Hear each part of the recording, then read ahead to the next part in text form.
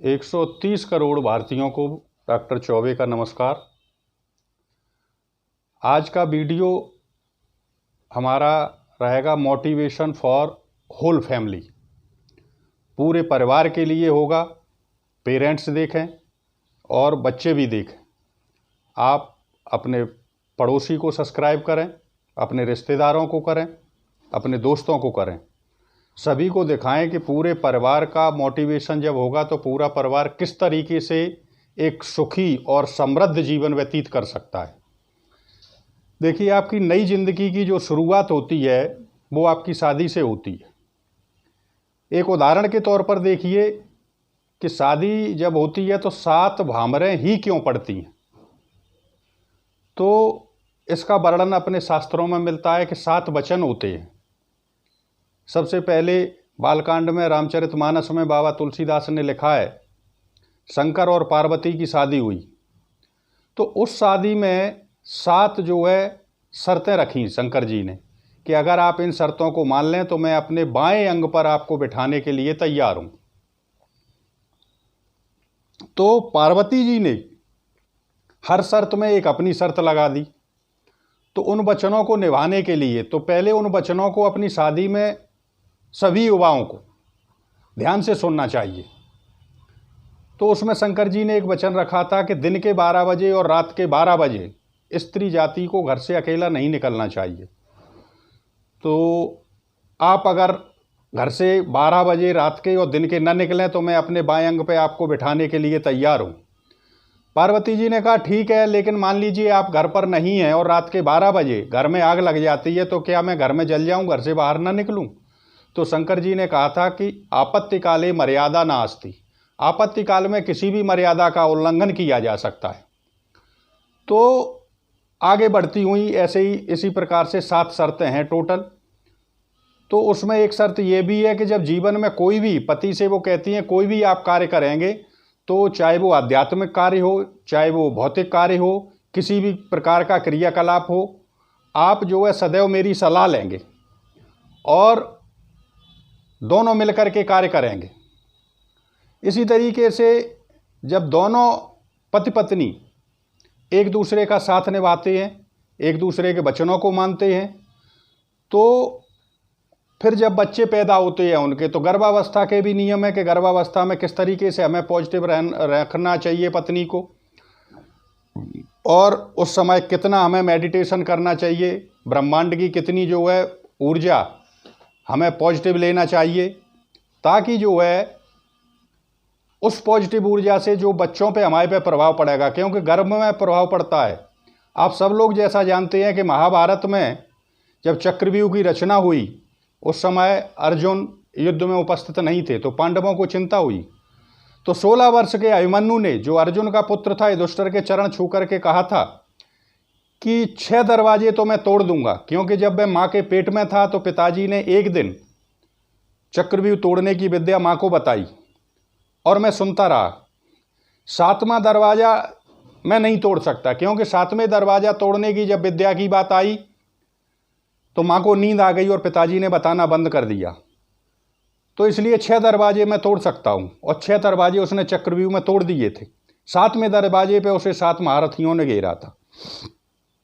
तो हमारे गर्भ की विद्या भी जो है बच्चों के काम में आती है।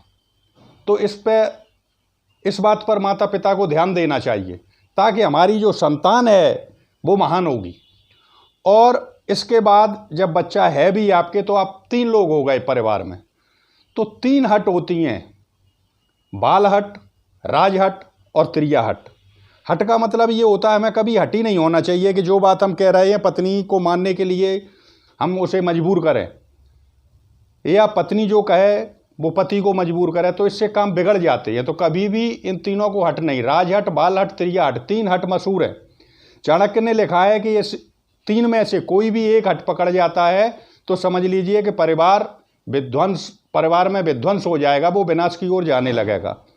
इसका उदाहरण देखिए आप, बाल हट, त्रिया हट और राजहट।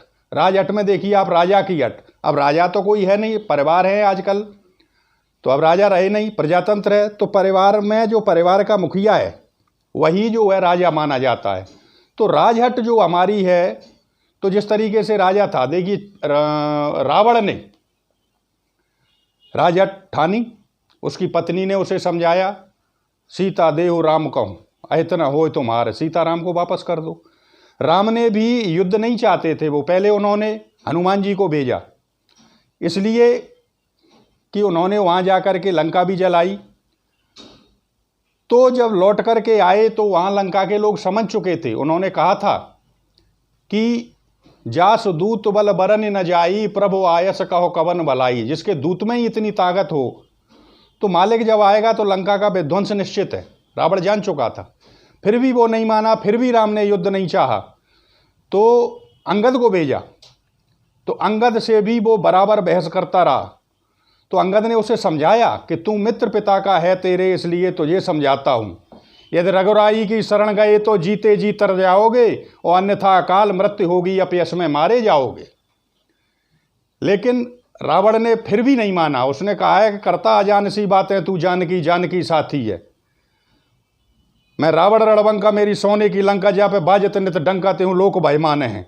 लेकिन वो उसने नहीं कहा कि दुश्मन के आगे सर झुकाऊं, मेरा ये दस्तूर नहीं, मर जाना है मंजूर मगर सीता देना मंजूर नहीं। तो उसने हट पकड़ ली थी, बहुत समझाया। रावण ने बहुत सारे उससे प्रश्न किए, अंगद ने उनके जवाब उसी तरीके से दिए। रावण ने कहा है कौन के सुत, तो उसने कहा है बाली के। तो रावण कहता है कौन बाल, तो उसने कहा है न जानिए 6 माह कांख बैठार तुम्हें बिसारिए। तो उसने कहा है कहाँ वो वीर, उसने कहा देवलोक से धारियो, क्यों गयो राम बाण बैठार पठाइयो। राम कौन, दशरथ पुत्र, काम कहा रिपु जीतें, कौन कबे रिपु जीतो कहाँ, भृगुनंदन गर्भ हरो, दुज दीन महा दुज दीन सो क्यों, हाय हाय वंश विनाश कियो। तो उन्होंने तो हाय हाय वंश सहस्त्रबाहु अर्जुन की 1000 भुजाएं काट दी थी। तो उसने कहा अरे नादान बालक तू कौन है। तो उसने कहा था कि इधर को कियो क्यों कौन है। तो उसने कहा तेरी मौत बुलाए और तेरे भौन है। अरे मैं क्षत्रियों का काल हूँ, मैं कालहों का काल हूँ, मैं अत ही विकराल हूँ तो मैं भी छत्रसाल हूँ, मैं तुझसे लड़ने को तैयार हूँ तो मैं भी कब लाचार हूँ। बालक अभी तू सुकुमार है, बालक वीर बालिका कुमार है। उसने कहा कि मैं और सुनाऊंगा कहानियाँ। तो उसने कहा था कि अब होमेंगी राण रानियाँ। तो रावण ने फिर भी नहीं मानी। उसने कहा है कि पकड़ो इस ढीठ बांधने को, रस्सियाँ बांधने को लाओ। तो अंगद ने वहीं जम गया और उसने कहा था कि अगर मेरी ताकत से, तो उसने कहा था कि मेरे इस स्थिर पैर को चलाए मानिए तो कोई असुर को मार गया तो रामचंद्र वापस जाएं, सीता जी को मैं हार गया। और उसने अपना पैर वहीं रावण की सभा में जमा दिया था। पूरी लंका में कोई पैर नहीं उठा सका और रावण अंत में स्वयं भी उठा पैर उठाने के लिए। तो उसने पैर पीछे खींच लिया था। उसने कहा था मेरे पैर पकड़ करके क्यों अपना मान घटाता है और क्यों नहीं पकड़ता रामचरण, उसमें क्यों लज्जा खाता है। फिर भी रावण ने नहीं माना और अपनी राज हट पकड़े रहा। और अंत में आप सब लोगों को पता है कि परिणाम क्या हुआ। इसलिए घर का जो मुखिया हो उसे पत्नी की सलाह लेना चाहिए। राज हट यानी अपनी हट नहीं पकड़ना चाहिए और पत्नी को मजबूर नहीं करना चाहिए, क्योंकि रावण की पत्नी मंदोदरी ने भी उसे सलाह दी और उसने नहीं माना। परिणाम आप लोगों के सामने है। त्रिया हट, आप देखिए कि अच्छा खासा अयोध्या में अवसर चल रहा था, राज्याभिषेक की तैयारी राम की हो रही थी और उसी समय कैकेयी को भवन में लेट जाती है। दशरथ जब आते हैं उसे मनाने के लिए, तो तीनों में सबसे ज़्यादा दशरथ उसे ही प्यार करते थे। उन्होंने कहा था बोलो रानी है या क्या, बोलो तो ढंग बेढंग क्यों है, और बेवक्त फूल से मुखड़े का हो रहा मलिन रंग क्यों है। जो जिब्या कड़वी बोली हो वो जिब्या कटवा दूंगा मैं, जिन हाथों ने त्रास दिया तुमको वो आंखें फुड़वा दूंगा मैं। तो उसने कहा था कि हमें 2 वरदान हैं। तो उन्होंने कहा था 2 वर तो कोई चीज़ नहीं, जितने भी चाहो ले लो तुम, 2 क्या तुम 4 मांग लो। तो उसने कहा था मुझे विश्वास नहीं है। उसने कहा था कि इस दुनिया में आकर के पुरुषों का कुछ विश्वास नहीं, सच्चे यदि रघुवंशी हो सौगंध राम की खा जाओ, राम की सौगंध खा जाओ तो हम सच मान लेंगे। तो राजा दशरथ ने कहा था कि अंबर के जीव चाहे पृथ्वी पे आ जाएं, पृथ्वी के जीव चाहे अंबर में चले जाएं, आकाश में पक्षी ना हो, पृथ्वी पे मगर जाएं, लेकिन हम वो नहीं अपने वादे से मुकर जाएं। परमात्मा गवाह है अनुचित नहीं होगा और रघुकुल नरेश धर्म से विचलित नहीं होगा। है आन पहली बार ही पाकर उस नाम की और खाता हूं सबके सामने सौगंध राम की। तो जब राम की सौगंध खा गए तो उसे विश्वास हो गया। तो उसने कहा था कैकेयी ने कि राजा जो राम हो रहा है वह राजा नहीं उदासी हो, और कल से ही 14 बरसों को तपसी बन कर बनवासी हो। तो राम के लिए उसने जो है 14 वर्ष का वनवास मांग दिया था। तापस बेस विशेष उदासी और 14 बरस राम वनवासी। तो उसने दशरथ की इच्छा के विरुद्ध कार्य किया। दशरथ ने फिर भी उससे कहा है कि रानी रानी यह तेरा पति जो तेरा पूज्य देवता है, और इस समय पांव पकड़ तेरे बस इतनी भीख मांगता है। तपसी होकर भी दूर न हो मुझसे आनंद धाम मेरा, मेरी इन बूढ़ी आँखों के आगे ही रहे राम मेरा। तो उन्होंने कहा था चलो वन भी दे दूं, लेकिन कम से कम मेरी आंखों के आगे बना रहे। तुम्हारे भरत को हम राजा बना देंगे। लेकिन फिर भी त्रिया हट पकड़े रही, और परिणाम आप लोगों को पता है कि उसे स्वयं भी विधवा होना पड़ा, दशरथ की मौत हुई, राम को बन जाना पड़ा, और पूरी अयोध्या दुखी हो गई थी। इसलिए स्त्री को भी हट नहीं पकड़ना चाहिए, उसे पति का परामर्श मांगना चाहिए। अब आ जाइए आप बाल हट पर। तो बाल हट देखिए आप कि धृतराष्ट्र का पुत्र दुर्योधन, जब श्री कृष्ण ने बार बार चाहा कि युद्ध ना हो, क्योंकि वो जानते थे कि लाखों और करोड़ों की संख्या में लोग कट जाएंगे, इसलिए वो शांत दूत बन करके कई बार गए। और जब अंतिम बार गए थे तो उन्होंने कहा था कि 5 गांव दे दो मात्र। पहले तो राज्य पर ही अधिकार है, राज्य का अधिकार नहीं है तो आधा दे दो, चौथाई दे दो, नहीं देते मात्र 5 गांव दे दो पांडवों को। तो उसने कहा था सुई की नोक के बराबर नहीं दूंगा, और उसने आदेश दिया सिपाहियों को कि गिरफ्तार कर लो मधुसूदन को। तो श्री कृष्ण ने वहीं कहा था कि दुर्योधन, तेरे पिता धृतराष्ट्र भी बैठे हुए हैं, भीष्म पितामह बैठे हुए हैं, गुरु द्रोणाचार्य, कृपाचार्य, अश्वत्थामा, महारथी बैठे हुए हैं यहाँ पर। तू मुझे गिरफ्तार करने की बात करता है? मैं मान अपमान से परे हूं दुर्योधन, यहीं खत्म कर दूंगा, यहीं मार दूंगा दरबार में सबको, और युद्ध से पहले ही युद्ध खत्म हो जाएगा। उसने अपने पिता भीष्म और द्रोणाचार्य की ओर देखा, सभी लोगों ने सिर झुका लिए।